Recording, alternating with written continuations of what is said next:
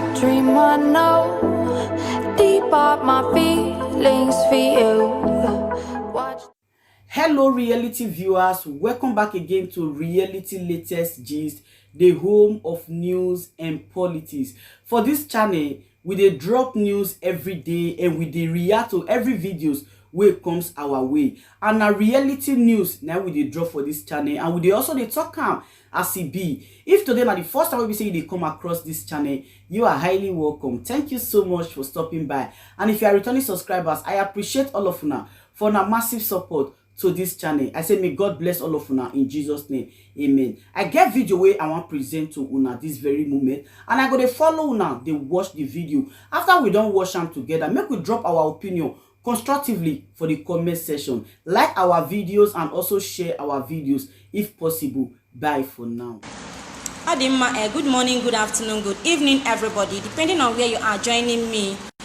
Asim no gadelo no nine na mma unu ncha ga-adi ka echi maka n'ihi na echi ada agwagwu. Biko ị na-esonye m kita ị na-atụ salụm ozi a. I want you to share this video please, and we must continue. We are not stopping. Onwe ihe ga-eme ka anyị kwụsị. Okay, I can see each and every one of you. Ọbụ na m akpọ ha afa gụ biko nagidebe nu maka na enwere m time to call people's name. You gotta go, please share around this video. I noticed that in a video made yesterday night that now so many people share that broadcast, and all the very important, you know, in any for that na ihe na so many people came to my inbox last night na chiochi simunwa da chalugo ni ihe kwukwere na ube eziokwu no, but not the funny somehow, but eziokwu mana eziokwu in any for that ni ihe nkwuru is not lie. How can these people prefer kana agbali ọsọ na achụgharị ha agbagharị ọ ihe a ka a ga-eme Nigeria ha nwanụ ewee dị mma? Ọ this rubbish Buhari gbaje ebe ọ ya agbaje, impostor na ọ bụkwa na Buhari impostor gbaje ebe ọ ga-agbaje, governors a na-agbagharị, senators a na-agbagharị. Sọsọ onye m ga-agwa gị na-adụ save na all these people na enyi nna ya abaribe bụ onye du free. Now, because he na-ekwu eziokwu, you will be free. You want rest of mind. Onwe ihe nothing like truth. Okwefu in this life, onwe ihe dị ka eziokwu. If you are speaking the truth, ị ga-enwe rest of mind. Ị na-akpọ olela ụlọ ọfụma. Irie nri ọbara ahụ, ịṅụọ mmiri ọbara ahụ, ọba ebe o kwesịrị ịba. But ngwa ibido mee onwe gị engage na asị, fọ chakpọ ya oji, you can never have rest of mind. Ọ ga na-disturb gị. Afọ gị na-ata. Look at Willie Obiano, a sitting governor. Na-eri ihe niile a na-eri n'ọnụ, na-aṅụ ihe niile a na-aṅụ n'ọnụ. Look at the way he is. As in nene enyi nna ya abaribe, inene Willie Obiano, ka ịgwa na onwere ihe dị iche. The difference dị clear. Ihe dị iche erike. Ifu Willie Obiano ọdụka onye amịrị mmiri n'ahụ, ọdụka onye adazọ na dry na shrink. But ine enyi nna ya abaribe, senator ahụ dorie because ọ na-ekwu, ọ na-afụ ihe na-emebi na-ekwu ya. That's what you want, rest of mind. Or ihe a ka a ga-emegide Nigeria ha nwa na-ewe dị mma. How? Or by ịgba by na-amịgharị isi ka enweta unknown government. Ijezi ebe ijere n'ihi ala jamụọ unknown government gbaba ọsọ. Or this way, okwu a ka na ma ga-eji aga ugwu Hausa. Ọ ihe unu kwesịrị na-ajụ onwe unu. It's not funny. Ọ dịrọ funny o, ọtọ ha amụ, but n'eziokwu ka a na-agwa unu. How can these people continue this way? Okay, Mazi Nnamdi Kanu say na achọrọzi this rubbish a na-egwu every country a na-ejoke.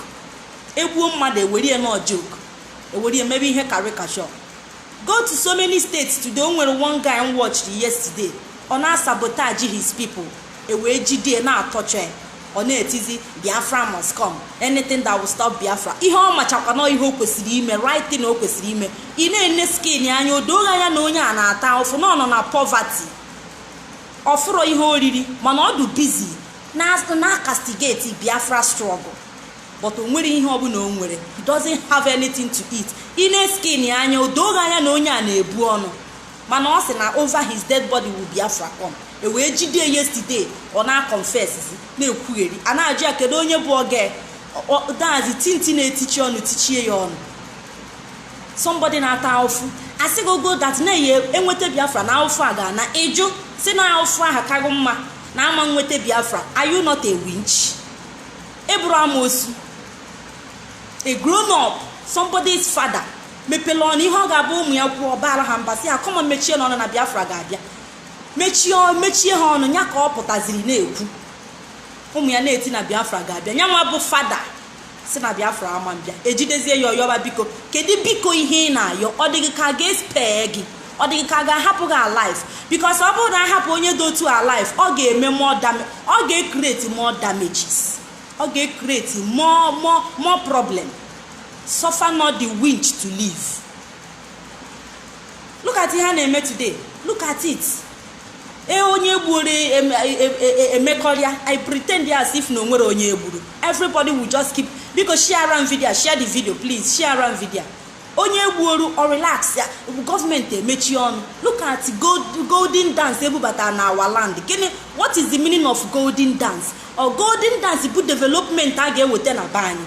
A na-egbu everybody. Ihe Willie Obiano and co do busy na-eme bụ ha na-agba ọsọ. That's a na-egwuzi na-egwu ụmụazị. Onye agbagbuolu gọvanọ apụta na-agbagharị ọsọ na-adọji. Gịnị ka ọ na-agba? Ọ chọghị ka egbue, mana o mechiri ọ na-egbu ụmụ ndị ọzọ. Ifu gị ọ gbara nkịtị a na-egbu ụmụazị ndị ọzọ ya ma na-agba ọsọ. And ọ ma fully well that na ụmụ ya nọ na South East. They are not in Biafra land. Onweghị ebe ọ bụla a ga-afụ family ya. Nyanwa na onwe ya nọzi ebe ahụ na-aghọ mgbọ, ọ na-adọji. He don't want to die. Ọ chọghị ịnwụ mana ọ chọkwa ụmụ ndị ọzọ na-anwụ. Ihe na-agwa unu today bụ support ka enweta Biafra. Amala ihe a na-emesi mee ka afọ na-akpọpụta Maazị Nnamdi Kanu ka ọ continue ebe ọ kwụsịrị, and ha nye anyị date of referendum. Onwe ihe ọzọ a na-ekwu karịrị this one. Ihe a bụ the bone of content, the isi afọ wee kwaba okpu. Because so many people pụta na social media ha ma ihe ha ga na-ekwu ka ụwa niile na-anụ ya. Anyị achọrọ anything one Nigeria. That is not what we want. Nene ihe na-eme governors na-agba ọsọ, president anyị kia ha. How many years dị ihe if you do Nigerian president? How many years dị ihe na? Igbo ebe Buhari nọ. Ọnwụ na-adọji ya na ọ nwụrụ oje kpote mask yibe one boy amam one boy achịrị mask yibe ọbịa na-efulu ndị ọ na-efulu maka na ọma mfulu nwa ada achala isi nnọọ kọntrị ị na-eche ka ọ dị mma ka ọ dị gị ka ọ ga-esi adị mma. Ịdụ bizi enyego peanut money, ị na-asabotaji na-akọtọ na-esu imi ife onye bụ ya onebo na-ekwu okwu Biafra isuo ya imi ndị DSS abịa burie isi m dat na ga-spare gị alive. Agaghị ahapụ ụdị ndị dị otu a ebe ọbụla ejidere onye sabo si bepụ isi, ọ bụgodị na ebepụghị isi si bee ya amụ, because onye ọbụla ebela amụ ga-anwụ. Ọ bụrụ nwaanyị si bekọrọ ya ala, si bee ya ala bepụ ya complete ka o doo ewu na ọkọ ya dat na onye a ga-anwụ. You need ije n'other countries si nwetara freedom, jee jụọ ihe mere ndesabụ. Ihe a na-eme ndesabụ a na-eme a na-handle ndesabụ very well. Ejide ha otu immediately ahụ destroy ya ha, because ịhapụ onye sabo oku ume the next minute o nwere ike cause so many damages. Ịpụta na-asị m that na Maazị Nnamdi Kanu is a terrorist, na o nwere terrorist organization. Ọkwa odogo onye ọbụla anya na-adat na ihe niile Maazị Nnamdi Kanu na-ekwu bụ eziokwu. Ọ na-afụ gị odo onye everybody Ifeanyi Uba wee hapụ ọ dị we Biafra land wee bịaba Lagos State. Jebe Lagos State ka o je campaign o. Ifeanyi Uba di campaign ndị ọzọ emere gịnị ka ege nụrụ ni election ndị ọzọ emere vote ndị niile a na-atụ ever since amụrụ amụ na gị na-abụ gịnị ka enwetegolu n'ime. What have we achieved? We have not achieved anything. Onweghị anything anyị mere achieve, but ha ka na-agbagharị na-aga extra mile ka ọ bịagwa ụmụazị Igbo ndị ogbufọrọ ndị ha melu meeting wee gbufọ ka ọ na-abịa agwa kịta ka ọ madat na o nwere ụmụnne ka ọ bịa gwa ha isi mmadụ ka n'ọkọmata them. Ọ bụ na-erelease ọ bụ ọkwadat na not only ka akpọpụta Maazị Nnamdi Kanu na court on Monday on Thursday, not only that ka a na-akpọpụta ya na court ka a na-erelease ya ozugbo ka ọ na-anara onwe, because ya na ha ejighị okwu onwe ya anything ọbụla ọ commit, onwe ya anything ọbụla o melu. He did not commit any offense. So ha just na-ejigharị Biafra onwe dị ihe ọbụla ndị gọọmenti meterie. Look at ihe mere Chi wetara agụ just because of na ọkwara akwa akwa flag Biafra yiri n'ahụ odebekwa Biafra dị odekwa IPOB odekwa ESN ebuo ya enu na-ebugharị ya ka echenjie mindset ya ka echenjie ya ka ewepụ ya bụ Biafra n'ọnụ ya ọ ihe ha na-agbagharịrị eburie na parade as if na chi nwetara agụ na onwere offense as in no nwere crime or committed. Look at Abakari, a policeman nọ na uniform na-ezu ohi na-eme onwe engage na scam na fraud in a country most of you can believe that no ga-emesi ademma. Onwe one thing one of my friend send tell me ọ na-asị ọ na-akọwa that na the owner of Blueberry ka asị gịnị na Abuja ebe ndị actors na-agada that na the owner of that place zuzupụtara that day aha akpọtara chi wetara agụ wee na-akọ that na onye ọbụla na-ekwu okwu ka ekewa Nigeria na ha achọghị ya na ha bụ one Nigeria and for that that na ha ga-remain ebe British dobere ha. You can imagine somebody do learned mepele ọnụ na-akọ ụdị akụkọ a na ga-remain ebe British dobere. I'm not against it remain ebe British dobere ha. I'm not against it, but ihe m da against bụ ebe a British dobere unu ebe unu nọ today ka ọ na Fulani ebugharị anụ unu from ebe British dobere unu ebe a British dobere ugwu ịma before ọ ebe ahụ ka ị ka nọ today. At least ebe British dobere ugwu den tụtụ mma ọ dụtụ fair to compare now. Ọ ebe British dobere ugwu ka ị nọ na ka ọ na ebe Fulani dobere ugwu. My brother, my sister, ebe ị nọ na ebe Fulani dobere ugwu British aka ha apụgo here. Ndị nọzi n'aka ha bụ ndị Fulani jigu na Fulani dobere ugwu ọnọdụ ịnọ today. Ọ bụrụ that na ị ga-anọ ebe British dobere ugwu na lie. Ịpụta na-awọgọ ọnụ aka ọghọ ọnụ na-egbagharịba isi na onye akpali agụ maka na edu useless ka nsị wee mepee ọnụ ịchọ remain ebe British dobere ugwu. Nobody is against that. You remain no ya go na your family ụ na-agbago ugwu Hausa maka na be anyị ama remain ebe British nwa dobere anyị. Never. Anyị achọzi anyị anọgidogo ebe British dobere anyị ruo today onwe ihe anyị ga-enụ na so anaghị agwa okenye nya pụọ n'anwụ ọnwụ maazị ka a na-asị nyapụta n'anwụ bịa nwa pụọ n'anwụ. Ị nweghị ike imepe ọnụ gwa okenye pụọ n'anwụ so ị nweghị ike ịpụta na-asị anyị dat na anyị ka anyị remain ebe British dobere anyị na lie. Anyị etogo anyị abụrụzi ụmụazị ebe British dobere anyị adị efevo anyị. For that we want to go our own. Anyị chọrọ ịna na our own land. Na mmadụ si na ya achọzi ịnọ ebe a na ọ chọrọ ịnabe omeli ọba alụ. Yes, for those of you na-asị when is Biafra coming? Onye na-anọ ọ narube ha owudo ọkpa na-anarịrị. Enweghị ike isi gị na ọ na-abịa echi maọbụ na ọ na-abịa nwanne echi. Ị na-ana ọntị na-ịnarụ obelu onye nagide ọ narube ha ọ na-anarịrị. So otu anyị na-achọ Biafra na anyị achọtabe anyị ga na-achọ ya na-eje ọntị na anyị achọta. Ọ bụrụ na ịmaghị ya ịmali ya na for some of you now gbagharị asịrị everywhere epụta na-asị ma chala ugo gwana m nke na-eme eme and nọ na social media. If I get nweta gị again na my inbox ebe mana Facebook o mana WhatsApp ka ị bịara na-ajụ m such question I'm going to disgrace you. Mmemme bọgụ ịnọ na Facebook na-asị m gwa gị nke na-eme eme kedu ihe ịchọ ka m gwa gị nye abụghị ịpụta kwuo ihe ị kwesịrị ikwu gbado ọkpa ka release godo Maazị Nnamdi Kanu. Ị na-asị m nke kedu ihe na-eme eme ịma na-abụ dat na-eji Maazị Nnamdi Kanu eji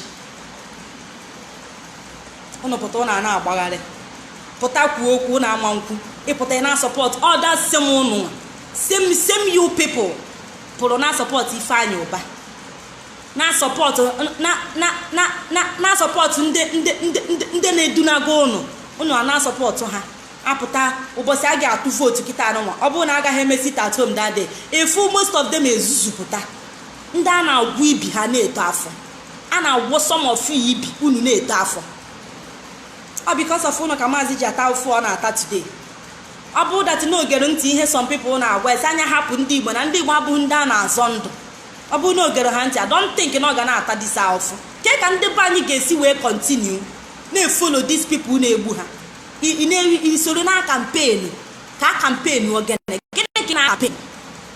gịnị ka ị na campaign Maazị Nnamdi Kanu nwa echi I saw one idiot pụtara nọ na-asị that's na Maazị Nnamdi Kanu anyị emelu business that na IPOB bụ cool business si Maazị Nnamdi Kanu na kịta na biznes akụgo na look at ihe nwafọ Igbo mepere ọnụ na-ekwu. Nwafọ Igbo na-asụ ụdị asụsụ a na Biafra struggle bụ biznes. Ọ bụrụ na biznes why na ha ebidobeghị ndị Igbo ka iji egwu egwu. Ọ bụrụ na Biafra struggle bụ biznes why na ofu onye n'ime ndị a niile na-awọ gị ọnụ a na ha amalitebeghị that same business because ihe ji mmadụ ndebe anyị bụ afọ biznes na-aga aga etinye di ya na onwebeghị onye tiri di ya. Ebe Biafra struggle bụ biznes ụwa zuru ike bidoro enu ka ebe ọ nọ today. Uche Okafor mefọdọkarụ fọ Maazị Nnamdi Kanu filuo na Biafra struggle bụ biznes ka o jee mepee nke o mepenwuru nke. Kedu ebe Uche Okafor mefọ nọ today? Where is ụwa zuru ike? Kedu ebe ha nọ? Then some people can't believe na Biafra struggle bụ biznes. Jee mepee nke gị na ọ bụrụ na biznes mepee ya kọrụwa ego ka anyị fụ gị. Ọ bụrụ na mmụọ etiwugo ngwa gị okwu next time ekwene m. Go and open it na jee mepee ya. Na somebody deny onwe everything. Ịkalụ Maazị Nnamdi Kanu na-eriju afọ. Makwa na onye ahụ bụ eze, makwa na mpa bụ igwe echelu nyanwa. O wee hapụ ihe niile ahụ si ka ya kpọpụtagodo ụmụnne n'aka slave a ndị British tiri ha. Ka anyị nwere onwe anyị. I wee pụta mepe ọnụ iji eri ede si na business ka Maazị Nnamdi Kanu ji ụmụazị Igbo eme. Some of you are amali. For some of you ọfọrọ ọnụ. Ọfọrọ. Some of you uchu na-ezughị ezu. Onye ọbụgodo na business ka Maazị Nnamdi Kanu ji Biafra struggle eme. Ọnya ka ị ga-eji pụta na-ekwu ya. Fulani isi efasinsi eji ekwu okwu Boko Haram. Efunugo onye Fulani ka ọ pụtara da against Boko Haram. Ifunugo apụta the other time Buhari mee ka anyị madat na any attack on Boko Haram bụ attack na north. Ọkọva aha ndị na-egbu mmadụ na-ebu egbe. Ọkọva aha ịpụtazie nwanne wu nwoke bụ Maazị Nnamdi Kanu ọ da-ebu egbe ọ da-egbu mmadụ onwe ihe ọ na-eru kama na ihe o kwuru bụ ka ekewa Biafrans out from Nigeria ka onye ọbụla na okwuru o nwere ihe ọjọọ dị ya o nwere agha ni batin do na ihe ọ dụziri ndị Nigeria ime bụ ngwa ọkwa unu si na unu na oke no problem ka ekewazie ka onye ọbụla nọọrọ onwe ebe ọ bụ ọkwa unu nọọrọ onwe unu oyi efevu unu asịa ekewa ya ozigbo onye ọbụla na o nwere ihe rijuru afọ ọ bụrụ na ndị anụnwa na ha enweghị another plan B kedu ihe na-ejide ha from inye anyị Biafra. Ihe a bụ ihe ị ga-apụta na-ajụ onwe gị ọkwa isi na Biafra na onwe ihe ọ bụ ndị Igbo nagodi na kedu ihe unu jizi wee join ya ndị Fulani na-akwatuzi ndị Igbo from ịna Biafra gụbụ nwafọ Igbo kedu ihe iji wee tinye aka join ya ndị Fulani na-asị na Biafra agaghị ana ọkwa ha si na anyị bụ dot na circle why can't they allow that same dot to live? Ha kwechiri dot ama nna dot ga-remain ebe ha remain for what maka gịnị anyị ga-ana and anybody gbagachiri ụzọ si na anyị nwa bụ Biafrans na anyị agaghị ana onye ahụ a ga-egbujipi ya aka a ga-egbuji that person ka o kwete na ọ na-eme a ga-egbuji gị anyị achọghị ịma ma ịbụ onye Igbo na-asụ asụsụ anyị a ga-egbuji gị. Biafra dị ordained from heaven. Chineke bụ onye hiwere da Biafra. Ijughị onwe gị ka ebe Biafra dị before Nigeria. Ịma that na-enwego Biafra before Nigeria. Pụta na-fool yourself, na-disgrace onwe gị. Look at ihe a na-eme today.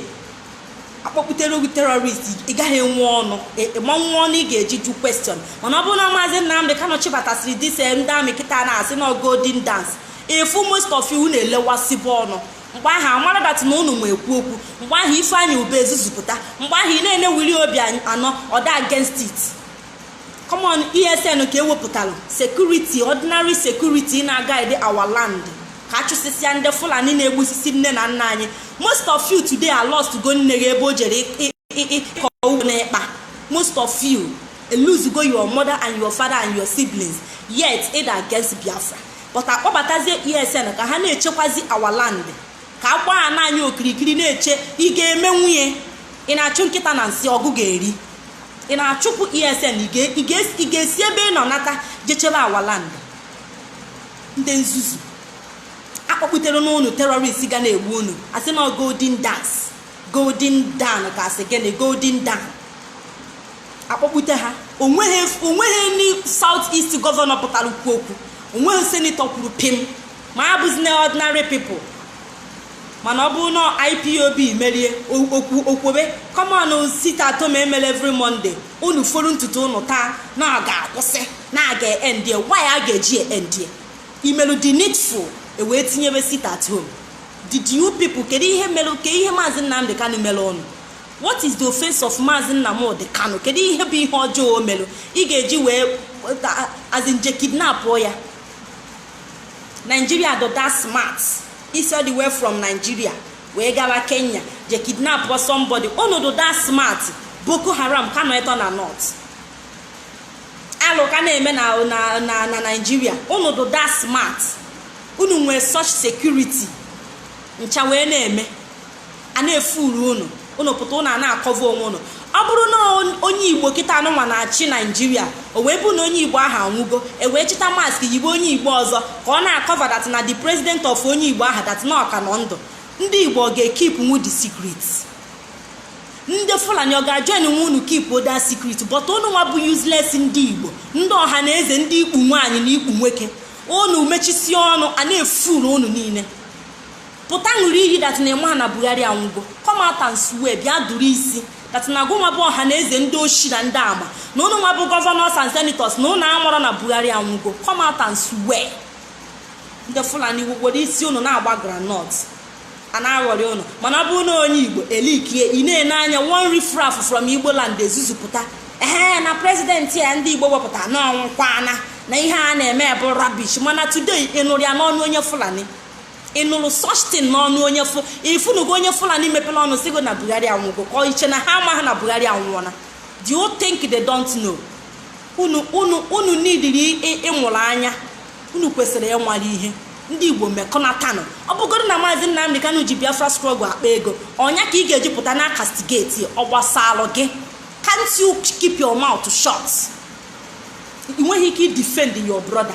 Unu na-akọtọzie ka ndị Fulani gbue ya na kpute nọrọ ọ dị egwu. Ị na-efu ulo, you are just fooling yourself. Chineke meelu na ebele ka that Thursday ọkpachifola afefone nkwọ. On Thursday ka unu ga-ama the stuff we are made of. Unu ga-ama ma anyị ominiri ihe anyị na-ekwu ọ na nye minure. Until then, Thursday na-abịa obere oge na oseti. You don't even concern me because ọ bụ that na as in no man that no na aga akpọpụta bidokwanụ kịta agba ọsọ. Bidokwanụ kịta anụ nwa dum njikere because ihe na-emenụbeghị emenu ga-emekwa. Ọkwa ihe a na-eje 4 months na unu kidnap Maazị Nnamdi Kanu dose ebe ahụ. Anụrụ m the other day nke ọzọ sị that na transfer na Maazị to India. A na-ebugharị fake news, na-ebugharị ka e wee deceive ndị a ga-edeceive. Ọ dị egwu. Chi unu mekọtala unu ebele. Wee sị na that day Maazị Nnamdi Kanu na ọpa. Ọsọ unu na-agba unu niile a ga-amalitegodo from south east wee as in before eburie gaba Abuja. A ga-emegodu operation clean up godo ka a ga-ekpochagodo anyị Igbo ekpocha. A ga-ekpochaba anyị kpochari agbagobe. Mgbe ahụ ka unu ga-amazi na ihe unu na-anyagharị ọnụ sit at home a ga-stop ya. Joe Igbo kwe zuzupụta kedu ebe Joe Igbo kwe nọ ebe akpọbatara terrorist n'aka ha bịa na-egbusisi ụmụ mmadụ na Biafra land. Joe Igbo kwe apụtabekwe bịa condemn ya ọma nkwukwu okwu concerning it. Mana ọ bụ na ndị IPOB mere ihe anọ owibe everybody anụ ya okwobe odogo n'ụlọ anya na anyị nwa na-elid ọkwụ na afụgị odogo ụlọ anya na sị na anyị nwa na-elid unu nwa na-eso anyị n'azụ wee bụ na akpọpụta Maazị unu ga-afụ nke anyị ka eme. Unu ga-efolo our instruction na ọkwa ihe anyị kwuru ka unu ga-eme. Ịgbagha ebepụghị amụ kụbụ gọvanọ iwee kwuo okwu anyhow tụfee okwu anyhow achụpadogo iwe su ude anyhow megharịa ahụ anyhow a ga-achụ gị kpoo n'ọkpa. A ga-ekporu gị.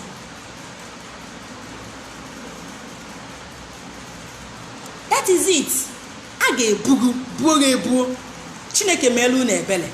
Unu nọrọ meeting nọsịa onweghị nete na unu kwuru maka Maazị unu mee ya ignore na-akwado Anambra election kwadobenu na-akwadosi n'ike.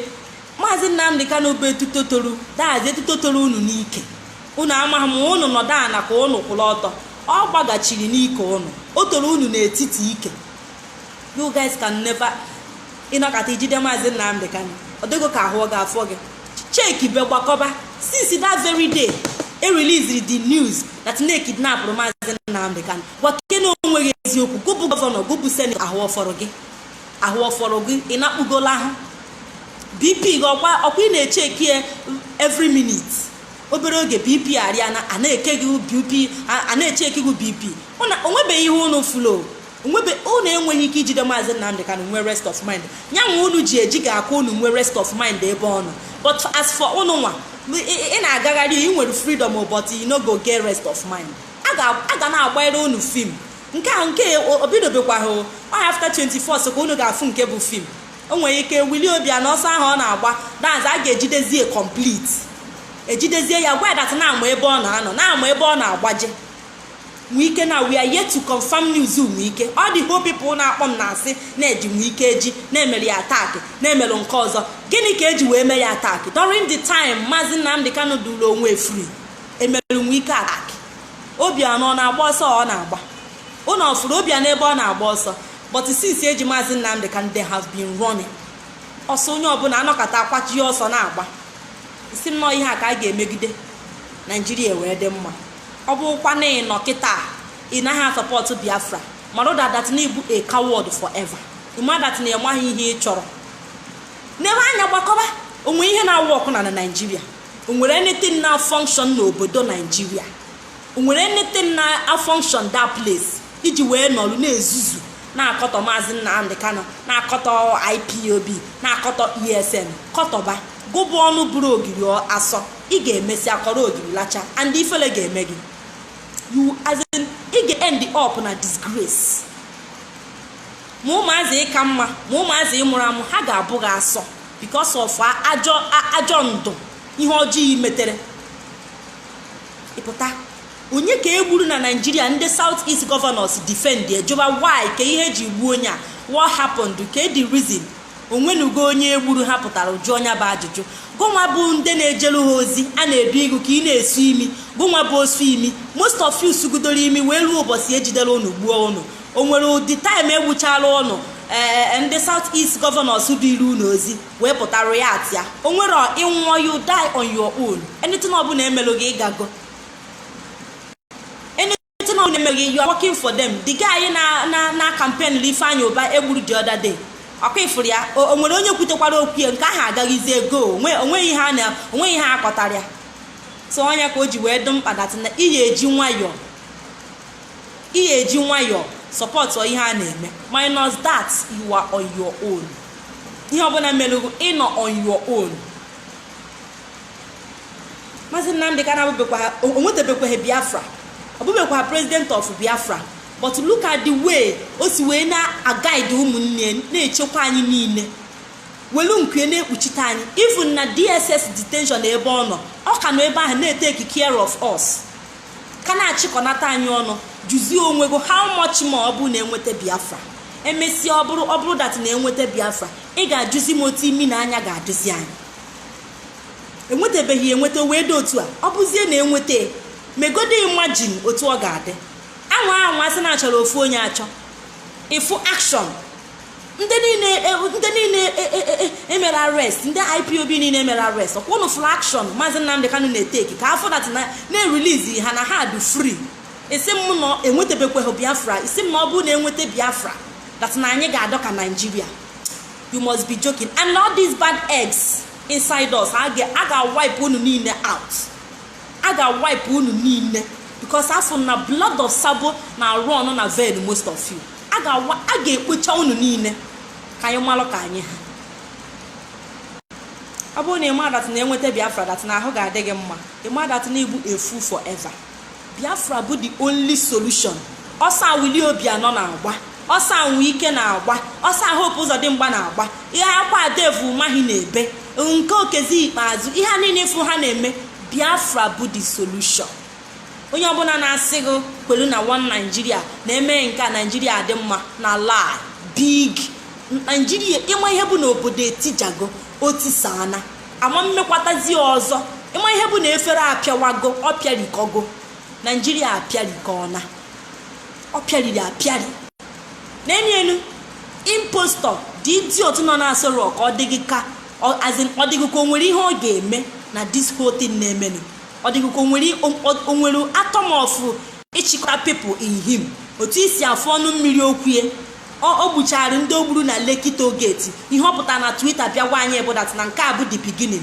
that na anyị bụ dot na circle, that na ọ ga-deal with us. Ọ asụsụ ọ na-asụ wee ka na-ebilivu gụbụ nwafọ Igbo, gụbụ ọha na eze ndị ochi ụnụ na-awụ ya ala chiefu n'ụnụ n'anya. The killings na Southeast should stop now. They should stop the killings for now. That we are planning, we are meeting on how to release Maazị Nnamdi Kanu. Chukwu ga-akpọ ụnụ ọkụ ifuru enigwe ọ ga-etigbu ụnụ. Ụnụ ama mfụnat ụnụ niile bụ ndị ọha na eze ndị ochi na nama. You guys can never see good n'ụwa. Ọkwa kịta maka na agbanyela ụnụ obere fim ụnụ gbaghaleba kịta kwa ụnụ madat ọ bụrụ na mitin ụnụ na-eme na ụnụ merie mgbe eji Maazị mgbe kidnap ya that first time ahụ. I don't think na this damages kita anụnwa dono that no ga-adị. Yes, ụnụ pụtazie na agwụgwọ kita ka ịgwụgwọ n'iri n'ebe ị nọ kita ka izuzu ka brain go batala iwe pụta na anyawa ọnụ ihe ejegwa nne gị Chukwu ga-akpọ ụnụ ọkụ gụbụ idi ọtụbụ ọha na eze ndị Igbo na-asụ ụdị asụsụ a sisi egbuzine aga ndị ọnọ gọọmenti ebe ọbụla ụnụ jeenu gbube ụnụ emekwe n'ebele go and destroy them, kill anybody killable. Never you ever. Don't listen to any ohaneze ndo shina ndama. Never you. Continue your killings where you stopped. Onongo men ebe ahụ unu kwụsịrị igbu mmadụ malite na again gbubeni destroy eba gbube. Never you spare any of them. Gbe ha ka ntụ gbe ha rigirigi, let them die. They don't deserve to live. When any of them deserve to live. Apụta na say they should ịma nwere burial onwe na Southeast onwe ike onwere one useless burial ọpụta so dị asụsụ ahụ ka e wee hapịa ọpụta kwacha ozu ọ na-akwa ebe okwechi onwe ha meeting ha na-anọ and we don't even care ọ na meeting ma ha na ha nọ unknown gọọmenti biko malite n'ọrụ ọnụ gbubenu ha. All these people ọnụ lulu n'okwu achọghị ikwukwu jeenu n'ebe ha amụ nke ijidere otu ihe gbachapụ ya amụ ma gburugburu ha ijekwu nke ihe kpatara aka otu a denu ha well make una target them well make una target them well unknown government mo na target people like this target yenu ha ọfụma bechacha ha niile amụ make sure na amụ ha na-ekwojipụ ya kwojipụ destroy ya data amụ bepia ka ha sizie umere ndị a deserve head. They don't deserve to live. Kita akunu na because of non government chulo bia no oso nwanne nya no kapụta we are meeting, we are in as in we are planning. You are planning for how many months? Ka na plan. You are planning. Onye ahụ adoro ihe tigudoro Maazị Nnamdi Kanu tinye ọrịa na ahụ tinye obi mgbu tinye enlargement of heart ma the meaning of na heart mmadụ na-ebu no na-eko every minute, every second, every hour. Obi na-eme enlarge. Ina agwagharị for 4 months now. Unu na agwagharị, unu na anọ meeting now. You guys are planning. A plan upedo unu ka na plan. Unknown government unu mala ebe unu nọ. Unu mala ebe unu nọ. Bido na all again, all over. Manit also ọkwa Obiano ofulu unu gbaba ọsọ. Chụba na Obiano, chụba na ya. Bepụ na ya amụ, amụ ya ahụ bejie na ebejie chụbanụ ya na ọfụrụ ụnụ na-agba o tiri 20 million n'isi ụnụ. Anybody get unknown government say that na ga-enye onye ahụ 20 million chụọ na Obiano jide nwachapịa amụ bee na Obiano amụ bepụ na ya amụ ahụ destroy ya data amụ ahụ o ji akpa ike bepụ na ya ka ma na klọb ọ na-agba na ọ ga-agbadobe bepụ data amụ chụba ha niile ebe ọbụla ha nọ chụbanụ ha until na ha hapụ Maazị Nnamdi Kanu. Let them leave him alone. Ihe m ji like ndị unknown gọọmenti bụ onwe ndị ha support onye ọbụla na-eme evil evisit ya ọnụ ruo ogu n'okwu ịchọghị ikwu okwu ka ihe dị mma evisit ego onwe ndị ha kwele. They are not supporting Biafra, they are not supporting one Nigeria. Ihe ha kwụ na ya bụ ihe dị mma. Onwe Reverend Father sụrụ asụsụ ịchọghị jeenu bee that Reverend Father amụ go and visit them. All this evil Reverend Father visit them and bear harm. Nya bụ ihe nna agwa unu jee bebe ha asịkwara ngụ bepụ ha isi amụ ka ị ga na-ebe ha niile isi ha ga-ada ha ga-anọ ndụ ha ga-anọrọ otu a na-afụ ọnwụ ha anya. Ọ ihe m chọrọ ka unu meelụ m ha unu na-awụ ya ala ọ bụrụ na ọ dị ọkpara nne gị emehuji omeghe the DSS jeburu ndị impostor na asọrọ ọkụ plan ugudo with the help of Ifeanyi Uba and co wee je kidnap nata diọkpara nnegu na-emeghe anything aka ede ọcha ebuje na DSS. ọ bụ na ọgụ nwa bụ onye isi ndị ọha na eze ndị oshi na ndị ama ị ga-ahapụ diọkpara nnegu ka ọ nọ ya na detention till na onye emeghe anything maka na Maazị Nnamdi Kanu unu niile na-agwọgharị ị na-edobe ahụ dat na Maazị Nnamdi Kanu na onweghị mmadụ ka ọ nọ gịnị. What did you mean? unu na-mean that na Maazị Nnamdi Kanu as in na onweghị people onweghị mmadụ. Can you be able to stand in ndị Igbo? ọ bụrụ na guys Igbo panite, ọ bụrụ na ndị Igbo panite, can you be able to stop them? I'm asking you people, ndị ọha na eze ndị oshi na ndị ama, South East governors, ihe unu na-agbagharị ọsọ. ọ bụrụ na guys Igbo youth Igbo malite maka kesi Maazị Nnamdi Kanu, can you guys stand them? Can you guys stop them? anọ kịta na-ene ụnụ anya, ụnụ achọghị imegharị ahụ. On 21st of October ọ ga-amalitekwe. Unu ama nsịkwa na guys ejibelu ha ụlọ ọfọ, guys na-efolo Maazị Nnamdi Kanu. ọ bụrụ na ha pụta, can you guys be able to stand them? unu ama stand nwu ha. unu na-edobe alụ, a na-eme meeting. We are now planning on how to release Maazị. Please, you calm down. Akanyu, you guys should calm down, please. We are planning, or we are working on it. Chukwu kpọọ gị ọkụ, destroy ya gị. Nte ọnụ atileti iji wee na-ekwu okwu, ị ga-ada ogbu forever. ọnụ gị ahụ mechie forever. Uzu ndị nwụrụ anwụ na-aga ije. ọ bụ na ọnwụnwa gị ka eji otu esi jide Maazị Nnamdi Kanu. By now ị ka na-plan, you are still planning. ebulu ozi onye ọzọ dịka ebukwu nkwụ, onye kwuzi okwu ịgbagharịba. ọnụ gọọmenti chụọnụ ndị a gbuo ha, chụọnụ ndị a destroy ya ha, ka ha mmadụ na anyị ejighị ụjọ wee taa agbọghọbịa. onweghị ndị bọdị a na-afụ, we no dey look ona. onwe mgbe ka anyị tụọ ụnụ ụjọ, ụnụ na-apụ ala. ihe ụnụ dị afta bụ onye ọbụla na-ekwu ezigbo okwu na-ewere DSS threaten ibe. Do I look like onye unu ga-eji DSS nwaja? ụnụ na-apụ onwe isi ọ na-agbakọ ụnụ na-awịara. Don't go and do needful. Don't go and do the needful. ekwu n'okwu ka ahapụ nwanne gị zuzube ka Fulani gbuo nwanne ụnụ na-anọ meeting nwụrụ anwụ na useless meeting. ụnụ na-anọgharị, ụnụ na-anọ meeting. Which meeting? Ka meeting ụnụ na-anọ for how many months? Ka level of meeting dị ihe ahụ? Ka color of meeting do that thing? ụnụ na-anọ meeting. Which meeting? ị na-ada ọjịgharị maka na ọnụ gọọmenti chụrụ obi n'ọsọ. ụnụ manyagharịba anọbago meeting maka na ọnụ gọọmenti pụtara, maka na enwego ọnụ gọọmenti. unu ezuzugudogo ọnụ gọọmenti na fọmgo. unu amarụ ndị ha bụ, ha wee na-ebi unu ka ụgụ. unu na-emegheri. ọ bụrụ na unu na-eme needful things, I don't think that there will be unknown government today. unu achọrọzi ka unknown gọọmenti chizie unu, gwa unu ihe unu ga-eme. and by egwu unu, by telling you guys what to do, bụ by ike ọtụtụ amụ unu niile. ibe unu amụ ebe ọ bụ na unu na-eklem na unu bụ leaders. onweghị nete na unu na-eme. ifu ọcha isi na oji, ifu oji kpọọ ya ọcha. a ga-ebu unu niile amụ one by one. ebeghị unu ya taa, anyị ga-ebu unu echi. before afọ a na-agwa ga-eberiri unu amụ.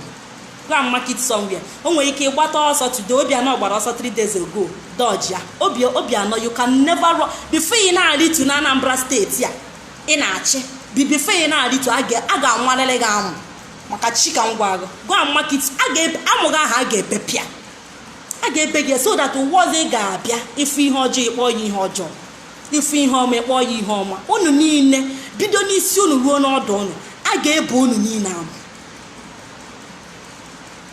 ọkwa afọ na ha agbahite, ka afọ before afọ agwụ, a ga-amụ unu ncha amụ.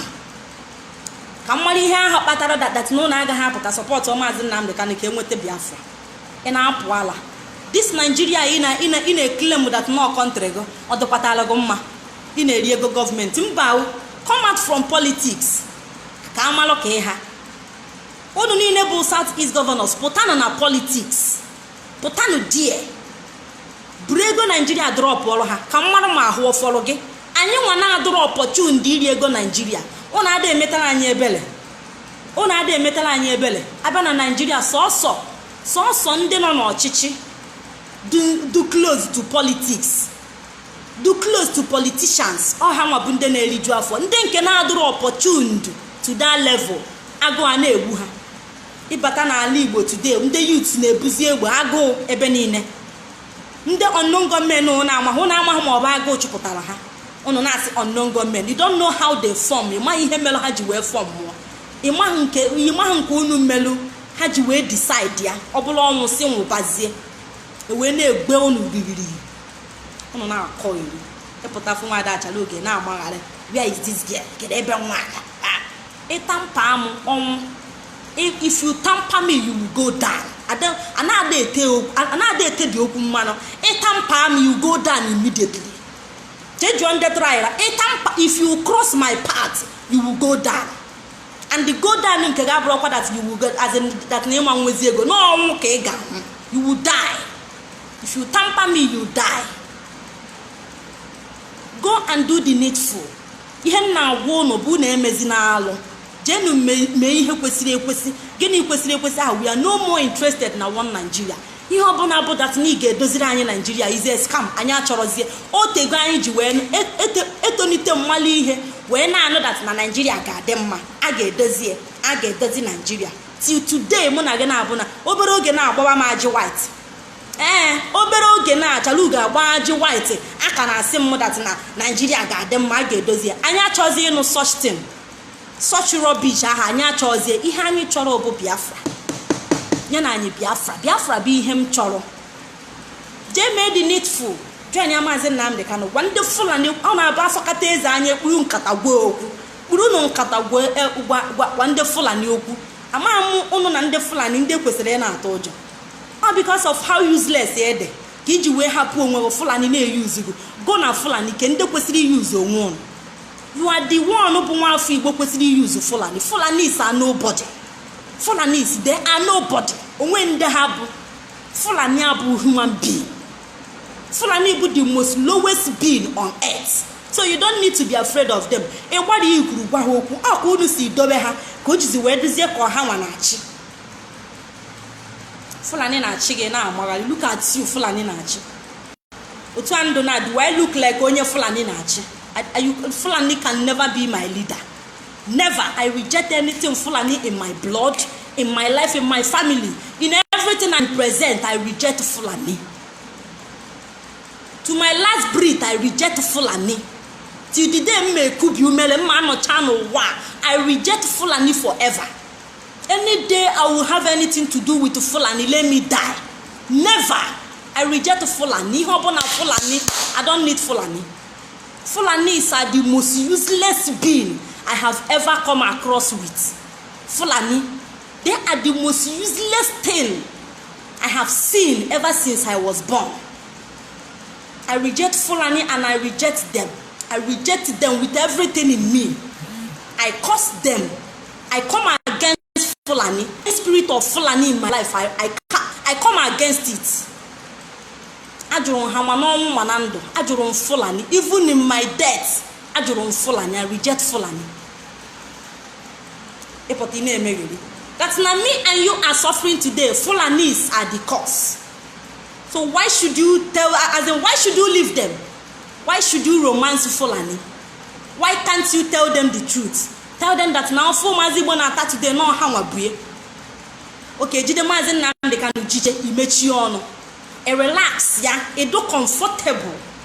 That's na Fulani ji your own brother. Nwanne gu nweke, no brother no onye, no your own blood, as in your blood brother. Your blood.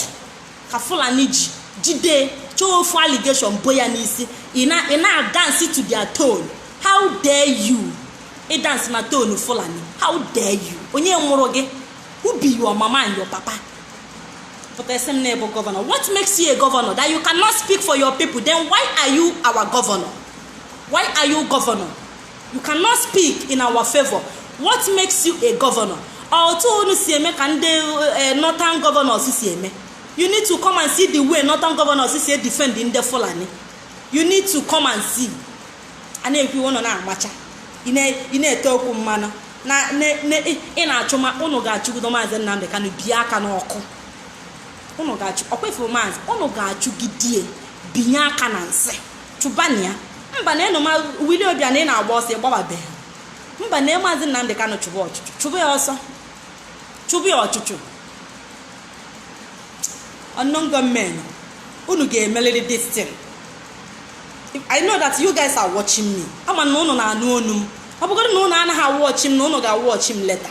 Ihe m na-agwa unu bụ if all these Southeast governors visit enu ha one by one beelu m ha niile amụ ọ bụrụ na unu beelu m ha niile amụ I will be very happy.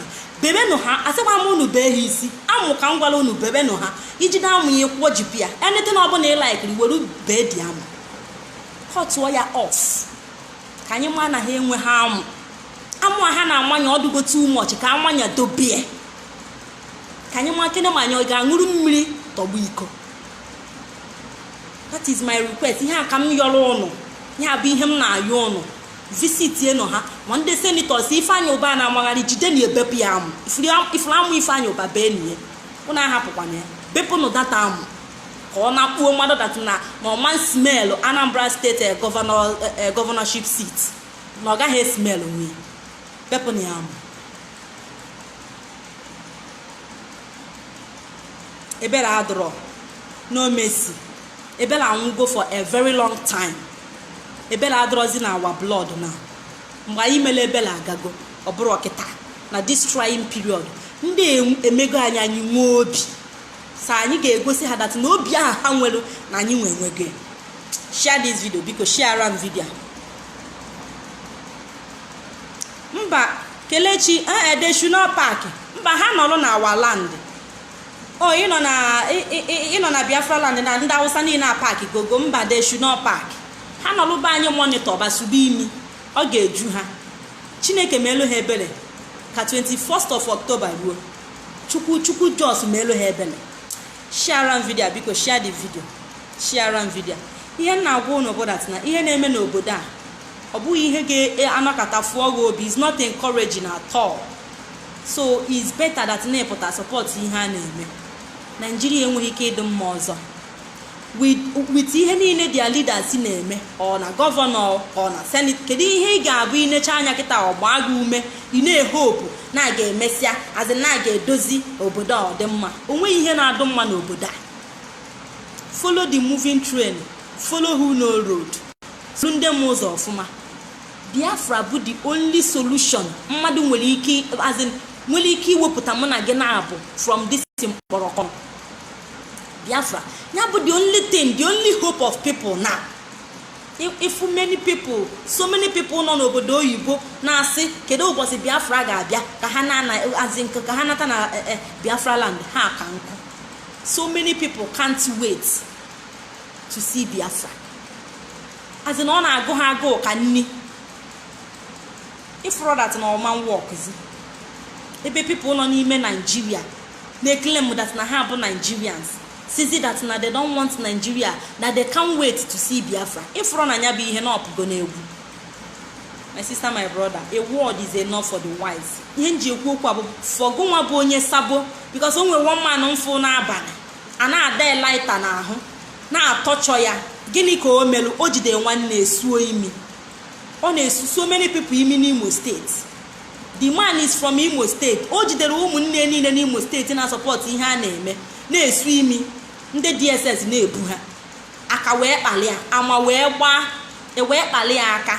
Ihe merie nya ahụ o kwuru ekwu o gosiri that na yes na ihe a na-eme accuse of no melie a na-asịzie ngwa kwubezie that na Biafra must come. Ọ na-etizi mkpu wee na-eme anyụrụ ya kpakwu yesterday. From the reason why ị ga-eji wee na-ene obodo anwụrụgo n'ime so that no tigo and na your brothers and your sisters is na ha chọzie na ha chọrọ ị na-abịa ha before obodo etika ha n'isi. Ụmụkwa na Nigeria eti na ọ na-achọzi onye ọ ga-ada n'isi and ọ bụghị n'isi anyị ka ọ ga-ada. Iwe pụta kama ị ga-join ụmụnne ọ bụgodo na ị chọghị join ụmụnne why can't you stay on your own? Must you sabotage? Must you? Ọ bụ na ana m agwụ na ihe a steady ikwe na ihe a na-eme n'ọlụ onwe gị maintain your lane na anyị nọ na our lane. Esne from your lane bụ ị na-support one Nigeria bịa na sabotage anyị nwa nọ na Biafra lane. If that na ahụ ama anyị nwetago ahụ ama mfọ gị maintain lane gị ọ na-ada anụ because of naira. Ị ga-eji maka naira tụnye ndụ gị, naira na-enwerozi value ka ị ga-eji maka lose your life, lose your future. Ebele gị emeelu m akpata gị aka, you will never remain the same. Anya bụ dete na a na-agwa gị kwali na ogwu unu unu aghasasịsị na ihe a na-eme. Ọ dịkwa daazị ihe mere ede ji wee bee nwee. Ọ bụrụ na Naijiria etichibeghị anyị lesson, anyị aka ha ịmalite na-ekwu okwu Biafra. O ji ncha asa ahụ mala onwe. Ọ bụrụ na ịma ihe ị ga-eme n'ọlụ a na ọlụ onwe gị, azin na ọlụ onwe gị, face yourself, face your family. Hapụ this struggle aka to avoid iji mma ebepụ gị amụ. Ebekwe ndị gọvanọ a ga-ebekwe gị nwa. You are not safe. Gụnwa bụ onye sabo ịdụkwa ha safe. Afọ ụmụ nke mere anya ka ọkwa agụ. Ọ nọ na Abuja, enyegodiri ego je rentie ama mmụọ 2 rooms and parlor dị ihe a ka 1 room and parlor. Ọ nọ ebe ahụ kwụrụ ka atụrụ, anya gbasta ka ọkwa agụ. Ọ nọ ebe ahụ na-akọchie n'aka ya ọnụ. Look at onye eriri eri. Ị na-akpọ afa ndị kacha gị mma, ị na-akpọ afa people ka gị mma. Na Enugu na-akọ Biafra child ọnụ. Look at you na-akọ Biafra child ọnụ. Na Enugu nwa na-akpọ ị na-akọ Biafra child ọnụ. Iweghị standing mirror n'enu onwe gị. Fukene ọ na-abụ before ị pụta kọọ mmadụ ọnụ, ijegodu check ya onwe gị ma na onye ị chọrọ ịkọ ọnụ ma ị ka ya mma. Iwepụta mepe ọnụ iji eri ede na-akọ Biafra child mma. Ị ga-emenwu ihe Biafra child na-eme.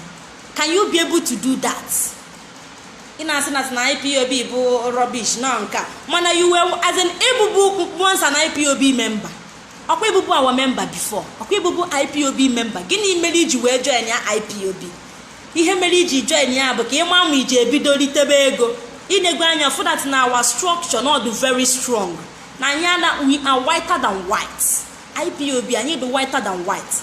The reason why all this saboteurs ifru ji agbaneka today, ndị bụbu IPOB member ha nọkata pụọ. Ihe mere ha ji agbaneka abụ ha chọrọ ị na-egbuchata ego na IPOB na-eri bribe. Ha wee for that na anyị as in we don't keep bribe, we don't bribe. We are not as in we don't bribe people to like us. Ihe anyị na-eme anyị na-adụ focused. And our money a na-enweta na IPOB a na-edosa because ị na-anya for that na ihe a ga-alụ ma ọ bụ na-enweta Biafra ọ ka nkụ. We need money. We need money. For those of you na-asa n'ọnụ si that na IPOB bụ business center Maazị Nnamdi ka na ị na-apụ ala. Mgbe Biafra ga-abịa ga-afụ ihe a ga-eji ego wee mee. Anyị ada bribe people. This idiot ifuru na agbaneka na Abuja na-enyela ego rent ya room and parlor. Ọ ihe o ji agbaneka ifuru bụ ọ bụbu an IPOB member before. Yes. Mgbe ọ na-amalite the spirit of Sabo baria n'ime, spirit of Judas ego baria n'ime. Ọ pụtara mee ka okwu ndị IPOB nwụchikọ ya ọbịa ya ọbiko si na ọ bụrụkwa na ya in any way si na ya ga-akọtọ IPOB ka ụmụ ya hapụ irecognize ya asị nnafa. And otu ahụ o kwurie ka ọ dị till today. Ụmụ ya ma recognize ya asị nna ha. Ụmụ ya ọ ga-akwọcha aka tiere ọkụkọ akị. Ụmụ ya agaghị recognize chie asị nna ha because ọ ihe o kwuru n'ọnụ. Ọ na-agbaneka oche datina na-eke ego datina ga-efix ye somewhere. Oche na Biafra bụ ihe na-emekwa ka Nigeria dị. We are whiter than white. Ọ bụrụ na ịma the meaning jee jụọ ese ihe bụ the meaning of whiter than white. Maazị Nnamdi Kanu na-akọ ọnụ most of his grammar you can't even define it. Ị gaghị define some of English Maazị Nnamdi Kanu na-asụ. Ịpụta ị na-challenge na-akọ ya ọnụ ifugonu that na onye na-akọ ọnụ ka gị mma. It's far better than you. Ọ sị na IPOB that we are whiter than white. Iwe bata n'ime na-achọ ka fix ego somewhere bido na-adọwa ihe ego iche na ọdụ possible. Anyị enwere ego anyị na-enye mmadụ. Ego anyị nwere ube ego anyị ga-eji develop obe anyị ka ọ dị ka be ndị ọcha. Ọ bụrụ na ịmaghị ịmarị ya today. The reason why we don't bribe, we don't buy people. Anyị ada ego people. People na-abịakwute anyị. Anyị ada bribe and we don't buy. Like ihe anyị na-eme join anyị. So ndị ọcha ga-join anyị wee bata na Biafra bụ aja dị n'ala. Ndị love our country, ndị love our nation. Ndị ọcha ọ bụrụgo nwa bụ onye Igbo ịpụta na-akọta ihe a na-eme na Maazị ji wee na ojikwa were eburu business center. Ifuru ego IPOB you can never smell it. Ebe ị ga-smell ebe ọ bụ na develop ọ bụkwa na ị ga-adụ ndụ den. develop chaba anyị iwere anya rofu heaven n'ụwa. Ịma na obodo ndị ọcha na visit na ọbụgodu azin onwede ebe ọ ga-elu ya na be anyị.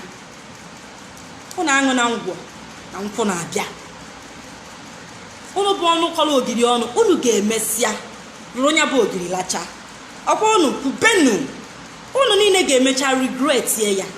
Iche na a ga-egbu Maazị Nnamdi Kanu. Ọkwa o kwuru ekwu na ekwugodi today a Biafra ga-abịa. IPOB dị too strong for you people ịpụta destroy ya. Ịmakwa ide, ịmakwa pillars of IPOB, ịmakwa pillars ji IPOB.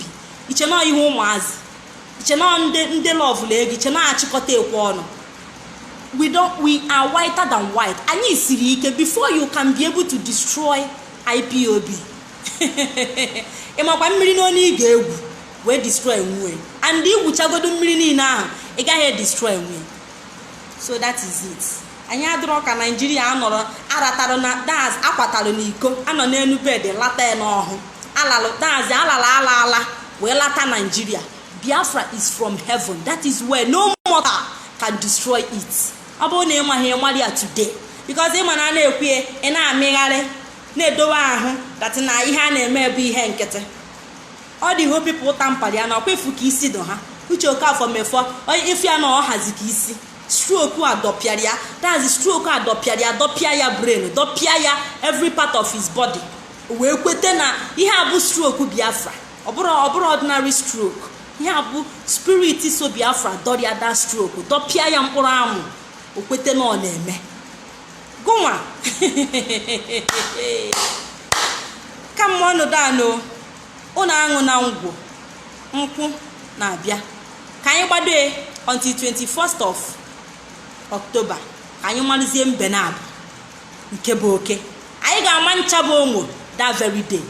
If that day, na-ebu governor, na-ebu senator, na-ebu president, on that very day, anyị ga-ama ncha bụ ụmụ ya maala ụnụ na mma. Ndị amadi ihe a na-akọ they don't know.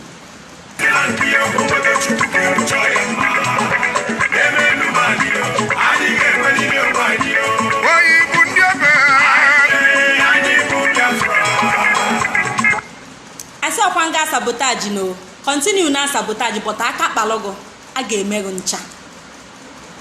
Continue sabotaging. Asa ọkwa nga sabotage na but ị na-sabotage do ready ifesi ihe so elu because ọ bụ ụmụ ga-ebe go kerekere a ga-ebekwa go.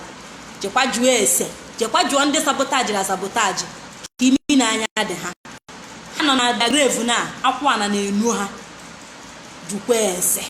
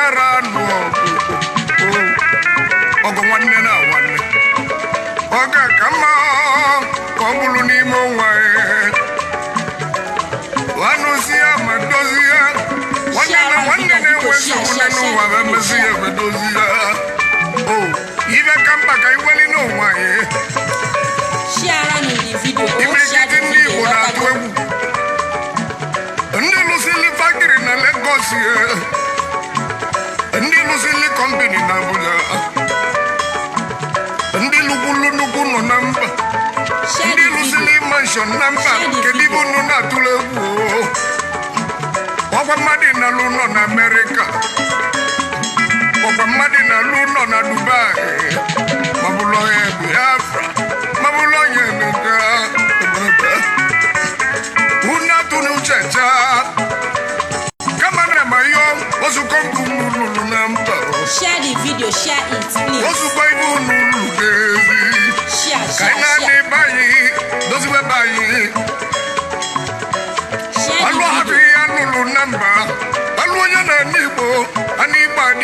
London, anu ya na Igbo, ani gba Paris. Share the video. Ndi Biafra nani o.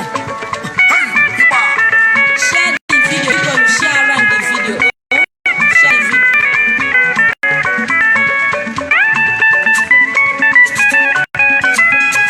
If you have not shared the video, please share it. Chinonso, thank you very much. Share the video, please.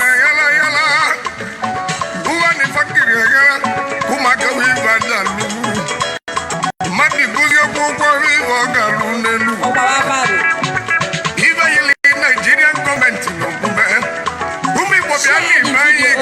share the video, share.